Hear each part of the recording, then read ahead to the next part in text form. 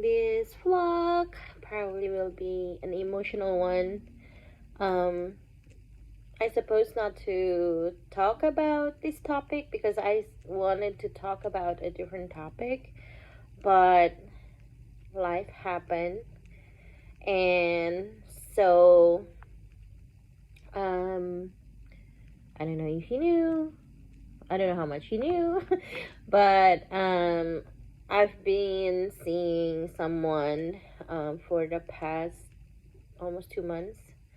So we were like partners in our polyamorous relationship. I met him in Japan and we got along well. I talked about it in the first vlog briefly. But yeah, today is Tuesday. I left Japan on Friday and he pretty much said we can do video call, and I was excited, because I want to see his face, I want to hear his voice, and then turned out to be like he broken up with me, and the reason why is because he said that he doesn't have romantic feelings for me, and he's been feeling really anxious and have these heavy feelings.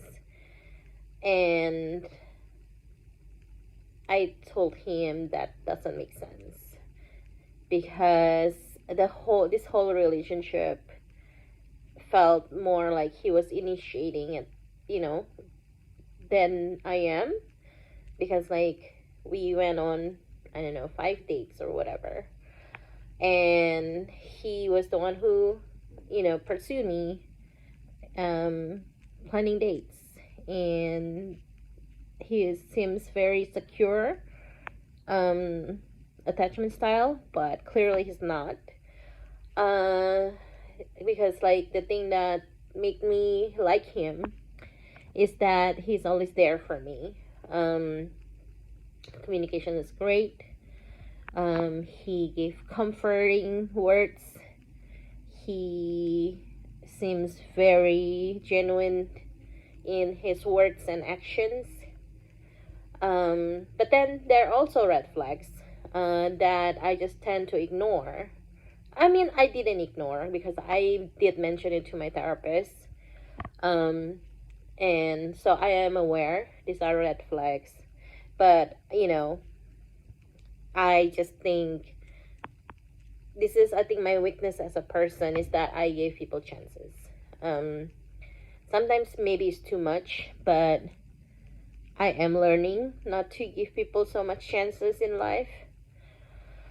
But yeah, there were some red flags, such as when I asked him about like how many partners you had or have, and then he didn't really know how to describe partners, because he said, well, like some of them I just see every now and then, and so it seems like there were not steady partnership, and which is, I guess, it's not as strange as it is, but I feel that if you are a polyamorous person and you are practicing what it is to be polyamorous, meaning you are in a relationship with other people, not just for sexual relationship, meaning like, you completely open up yourself for the possibility of love, deep friendship, and things like that, then you will have partnership. But then I did mention that to my therapist, and she's like, well, just put that in the back of your head, if you think that's a red flag or not.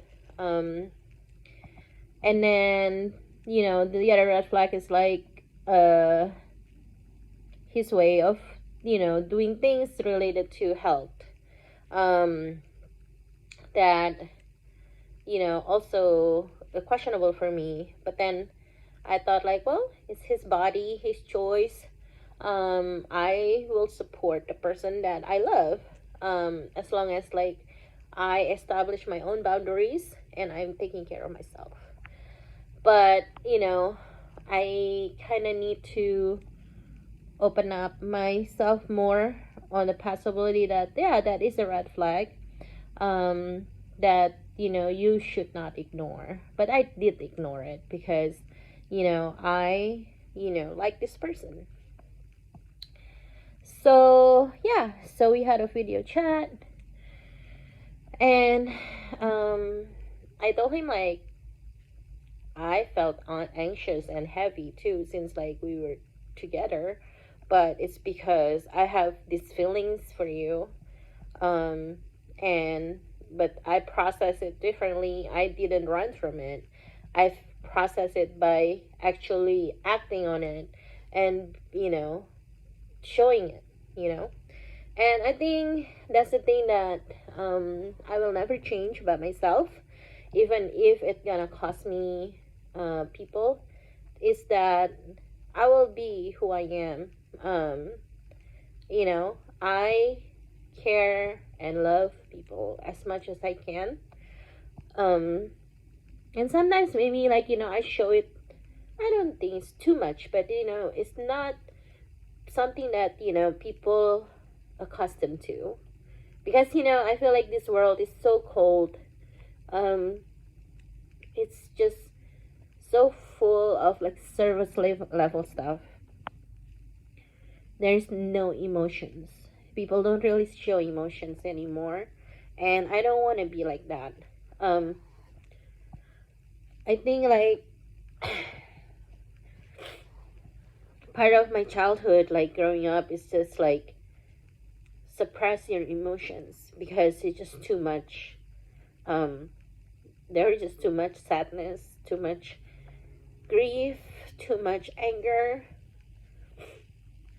And so when I started going to therapy and learning about myself, and knowing that I actually do love, like, I actually love caring about people and loving them, and sometimes people just cannot handle that, and that's fine. um and I'm not gonna change who I am. uh but yeah, so he just feels that there's a gap between us of, like, the amount of feelings that I have for him and the feelings that he has for me, and which I said, okay, that's fine, because clear, and also, like, I feel like clearly he's not practicing polyamory, because in polyamorous relationships we cannot be everything for everyone, and that's one of the reason why I like to be a polyamorous person, because that's so much responsibility to have for one person to carry. It's not a burden, but the expectations and the hopes that you are just a person for that person, and so you are that person's everything, soulmate, which just sounds very romantic, but also in reality, um, that's not feasible for everyone. If it's work for people who actually make it work for years and years, and they're monogamous and it clearly works, good for them. But in reality, I feel like that's just too much, um, for one person to carry. And so I told him, like, are you sure you're even polyamorous? Because I don't expect that from you. Like, I don't expect you to love me fully, completely, head over heels, or very lovey-dovey towards me. Because the good thing about being polyamorous is, like, if your one partner is not like that, then there are other partners that will be that person for you. And so I started to think, like, I don't think that he wants love. Like, yeah, everybody's like, that's ridiculous. Everybody in this world wants love. But there are people that don't want love because they are too scared of love. They're scared of loving. They're scared of receiving love. It's not because they don't want it.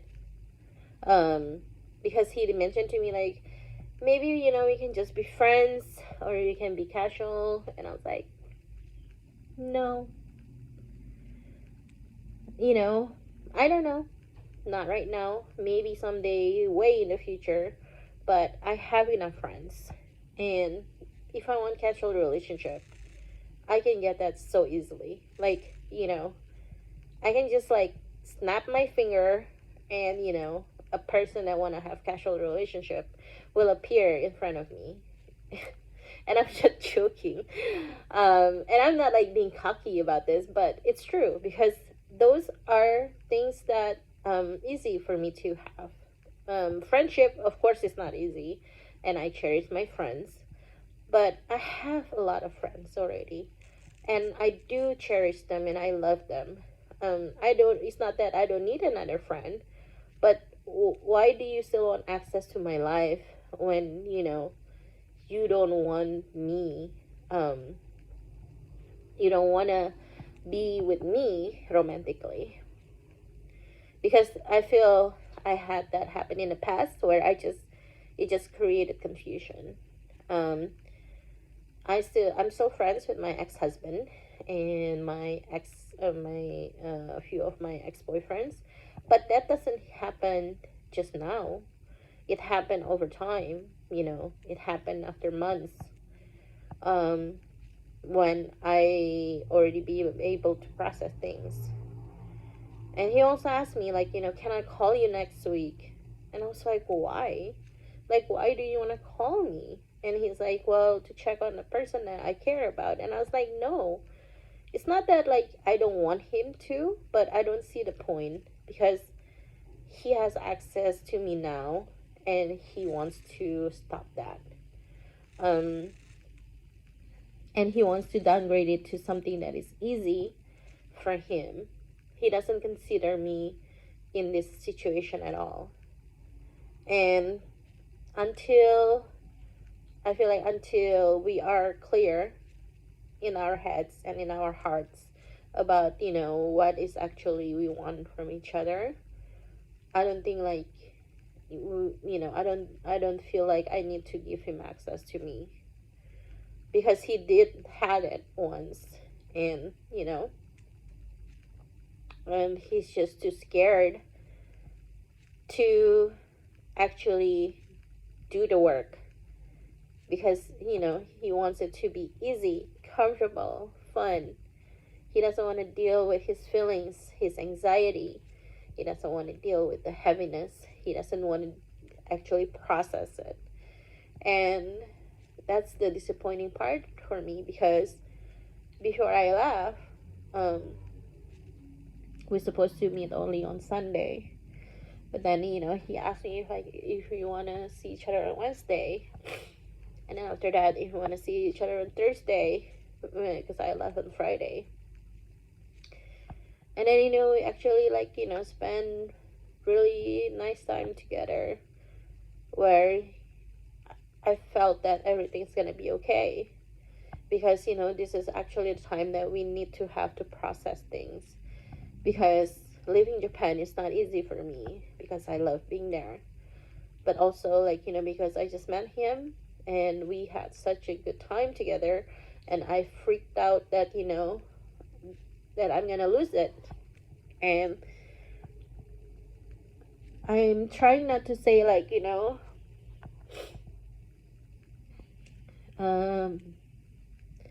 that I should stop manifesting things because in the back of my mind, I knew this is gonna happen. Just because we process things differently, and some people, they just don't want to process it. They just don't want to deal with it. They don't want to deal with the heaviness. They don't want to deal with the anxiety. They don't want to deal with thinking of the future. They don't have a courage to believe in something, even if it's special. So, yeah. So here I am.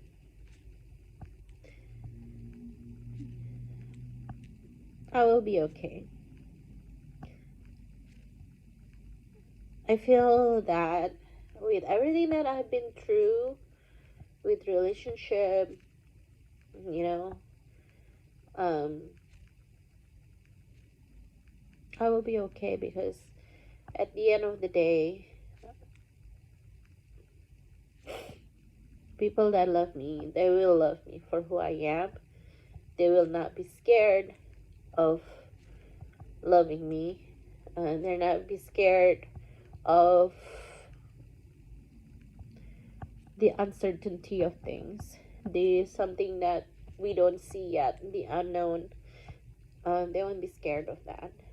And I know that because, I have friends that, I love, and they love me. And yeah, it's not romantic love, but it's even better than romantic love, because as soon as this happened, I messaged a couple of my friends and that are familiar with the situation, that I confided this whole couple months, and they're right there for me. And I feel so blessed and thankful for that. So yeah, thank you for watching. Sorry, this is a sad vlog. Um, next one probably will be better. Um, and I will try not to cry for the next one. But I hope everyone is having a great day wherever you are. Know that you are loved. You're loved by so many people.